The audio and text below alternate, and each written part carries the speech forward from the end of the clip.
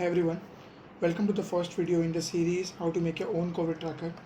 In this particular video, I'm going to teach you how you can take data from an online API and forward that data through your Flask application to an HTML file where you are going to be displaying the confirmed cases, active cases, deaths, and all those statistics that you get from the online API. So let's get started. To make your own COVID tracker, you would be requiring few HTML files and a Python file, which will be actually a Flask application. So here I've written a few lines of code. Let me tell you how this works. So this is what we are importing, the Flask, and this particular part is the instance of the Flask application that we have created. I'm not going to dive deep into it. If you want to know more about it, then you can go to their documentation page or refer to any of the videos out there on the internet and you'll learn about them. Every website has several web pages. Each web page will be in the form of functions in this particular Python file. So, for example, for the home page, we'll be creating a function called home, and I'm going to return something. Whatever you return will be displayed on the web page itself. So you can also include some HTML tags, such as if I write hi Pathak. So this will be in the form of h1 tag in HTML. Now we need our application to know when should this particular home function be routed. So we'll write app.route and a slash.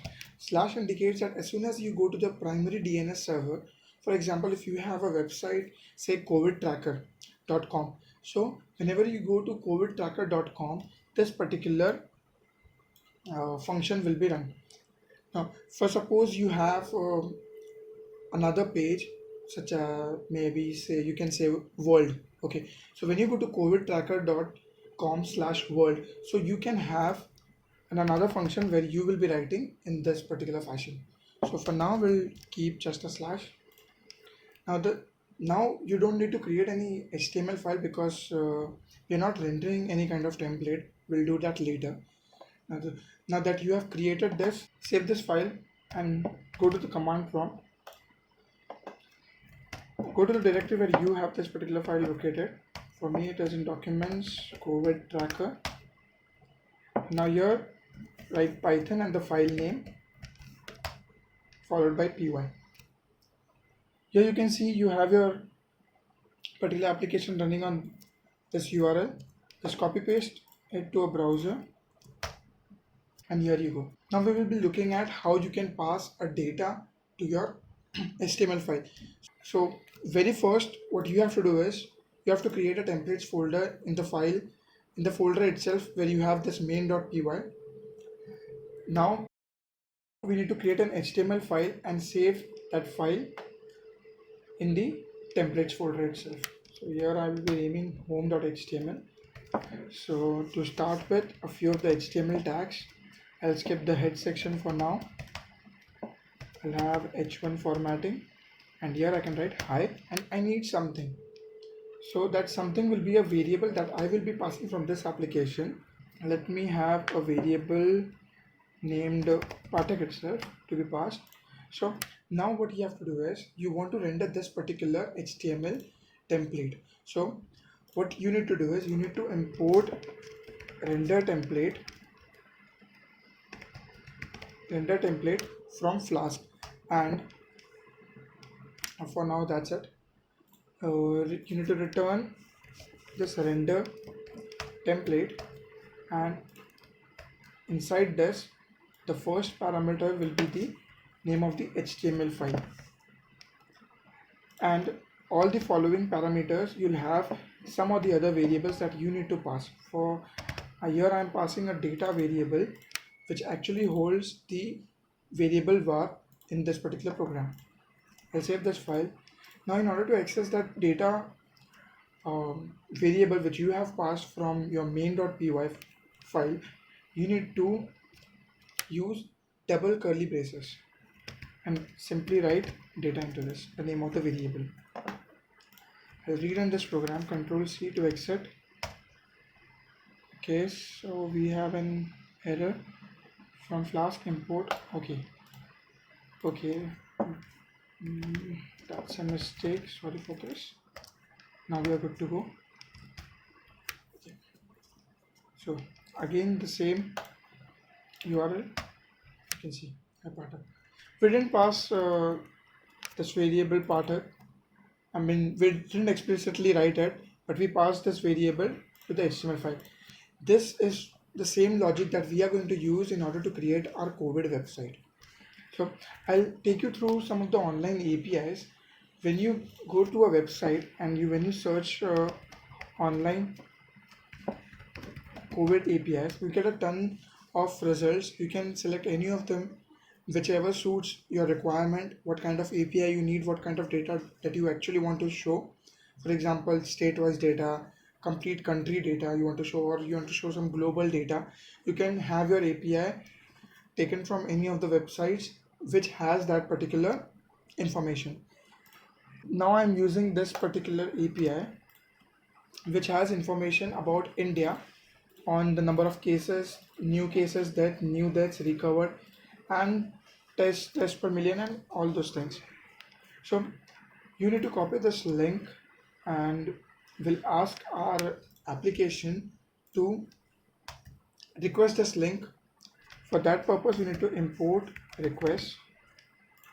Now I'll remove this variable, we don't need it now. And here what you have to do is you need another variable, say data, and then you need to request from that particular website. So you get this request. When you request something, you get a response in the form of HTML 200. Okay, so you need to convert this thing to back to a JSON format. That is basically a dictionary for a Python function. So I'll write data dict, and we'll have data.json function. Now I'll pass this data as data. Both the places, the name of the variable I've kept the same. Now I'll save this thing, rerun the program. Let's see what happens. So okay, so here you are getting response 200. This is because we have passed data which is actually holding response 200, which is in the HTML form. We need this particular dictionary which is in the JSON file, this particular data. So that is why with that data.json. So but I passed data variable, I need to pass data dict. So we will rerun this, and here you go, you have your data ready with you. So we need some selected data from this particular dictionary. So how we can do that? It is this dictionary can be used in the similar fashion in this particular HTML, the same way we use in the Python file. For example, from data we have cases. So I can tell total cases, and this will give me the total cases in India. Okay, look, you have this. Similarly, you can write deaths and all the other parameters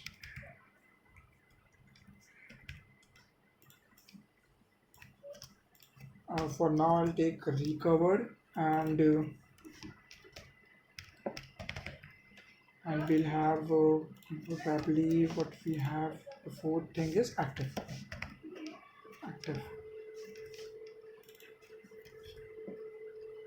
I hope you know how to iterate over to a dictionary, or how to use the dictionary key and value pair.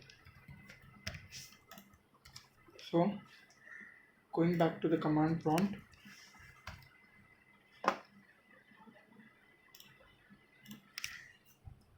here you have your data ready with you. Number of cases, the number of deaths, recovered cases, and the active cases. This is how you'll pass on your data from a JSON file.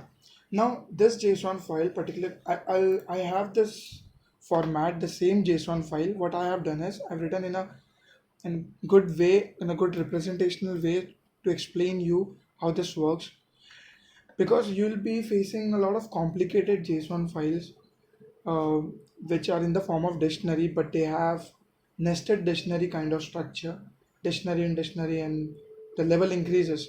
So in those cases, it is very important how you use this particular data, how you use your Python programming language in order to retrieve data from that particular dictionary. So here I have just a single dictionary. I hope you know how you can use this dictionary in Python language. Okay, the next thing that we are going to see in our video is how we can design a website using Bootstrap. It is really easy. If you don't have any knowledge about what Bootstrap is, trust me, you'll get through it. Don't worry about that.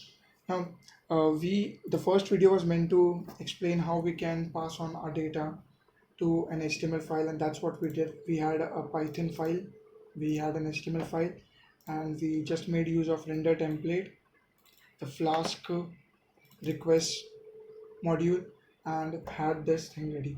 So if you end up liking this video, please like, share and subscribe to the channel, and do watch the next video. Thank you.